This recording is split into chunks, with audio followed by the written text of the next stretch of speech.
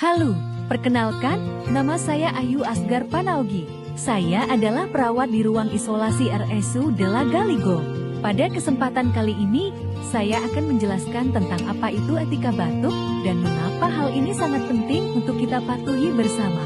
Etika batuk adalah cara yang benar saat kita batuk atau bersin untuk mencegah penyebaran kuman dan virus melalui udara. Saat seseorang batuk atau bersin, percikan droplet bisa melesat hingga kurang lebih 2 meter dan bertahan beberapa saat di udara.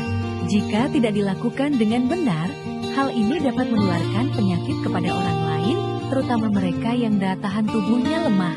Lalu, bagaimana cara menerapkan etika batuk yang benar? Pertama, tutup mulut dan hidung menggunakan tisu saat batuk atau bersin.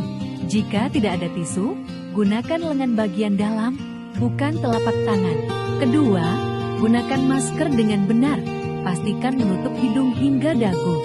Ketiga, segera cuci tangan menggunakan sabun dan air mengalir atau gunakan hand sanitizer setelah batuk atau bersin.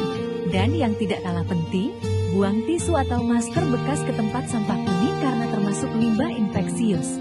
Limbah ini harus dimusnahkan secara aman. Masker dan tisu bekas adalah limbah infeksius. Wajib dibuang ke tempat sampah kuning untuk dimusnahkan secara aman. Dengan menerapkan etika batuk, kita telah membantu melindungi keluarga, pasien, rekan kerja, dan lingkungan sekitar dari risiko penularan penyakit. Ingat, langkah kecil kita bisa menyelamatkan nyawa orang lain. Terima kasih.